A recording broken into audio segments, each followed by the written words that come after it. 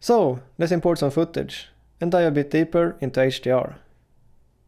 The footage comes from a few different sources, and some of them are already graded and rendered in PQ HDR. So I'm going to choose the correct input color space so that they all are correctly transformed into our working color space. You can access these settings by right-clicking on a clip. And since we have the Resolve Color Management set up to use separate color space and gamma, those options have also been divided up into two separate menus here. If you wouldn't have selected Use Separate Color Space and Gamma in the Resolve Color Management, there will only be one overall option for both color space and gamma here. Now, here I have a clip that was graded in PQ HDR, combined with the Rec. 709 color space. And this isn't according to any standard. But because we now can set these options individually, there's no problem to transform this clip to the project. So let's add the clips to the timeline.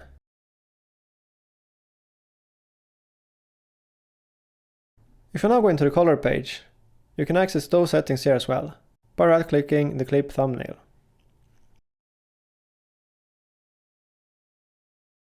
Here are a clip shot in Blackmagic RAW.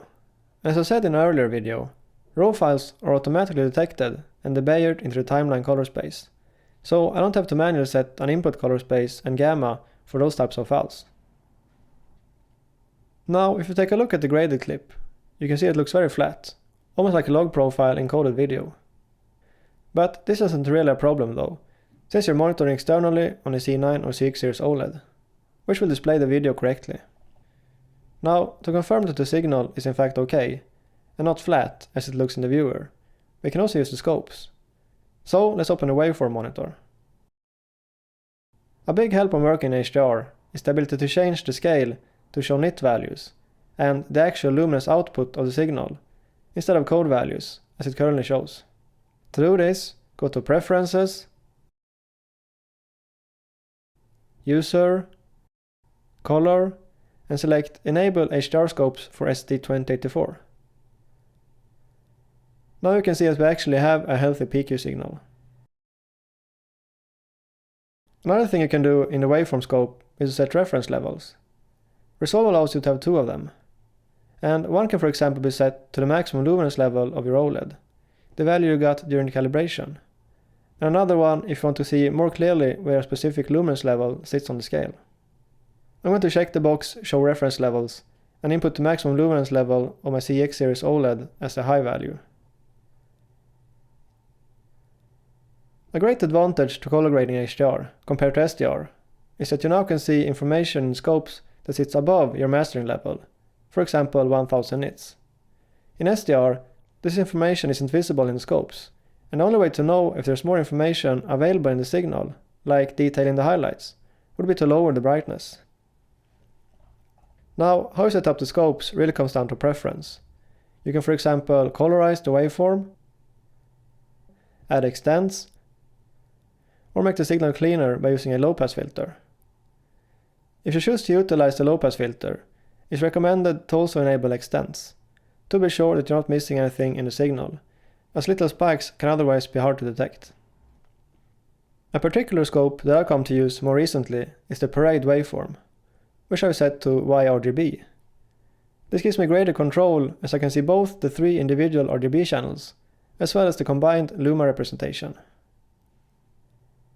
Now, later when exporting your video, you don't want to include anything above your mastering level, which most commonly today arguably would be 1000 nits.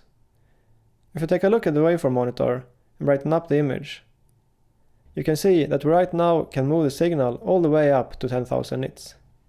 And as I mentioned in an earlier video, if you have chosen the Rec. 2100 SD2084 standard in the output color space settings, this will limit the signal to 1000 nits. And there are also a few different hard clip options available with the SD2084 standard as well. Let's go to the color management and select SD2084 with a 1000 nit hard clip.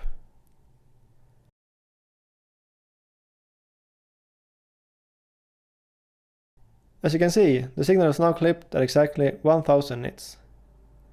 Although, since both the C9 and CX series OLEDs calibrates to a lower value than 1000 nits, it might be a good idea to not include any information above the maximum level of your particular panel, since there's no way of telling how the information above that value looks while grading. So let's instead create a custom hard clip. To manually set up a hard clip, we're going to use the Color Space Transform OFX plugin and set up 2 of them as the last 2 nodes on the timeline level.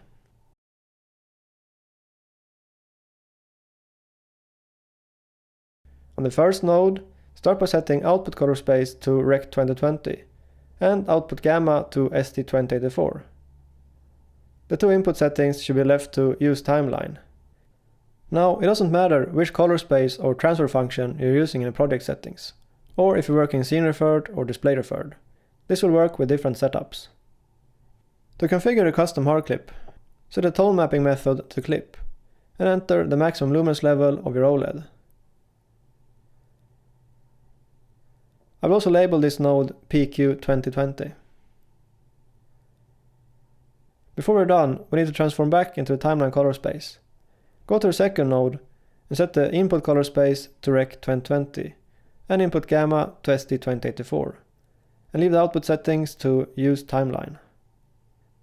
Now, the signal will be clipped at exactly the maximum luminance level of your display, meaning that there won't be any information brighter than what you're able to see on your OLED while grading.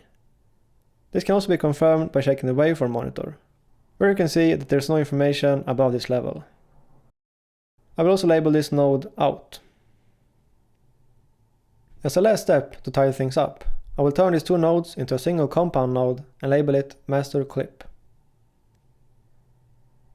Now, during grading, I would actually recommend you to disable this hard clip function, since you won't be able to see if there's any information available above this maximum level when looking at the scopes.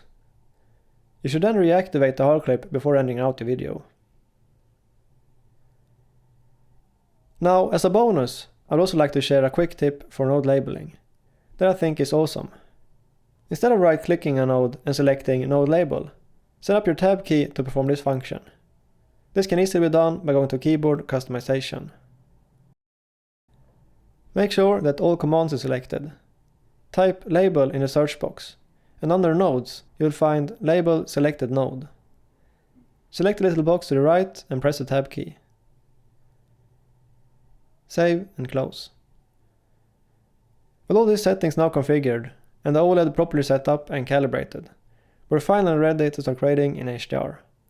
So let's go to the next section.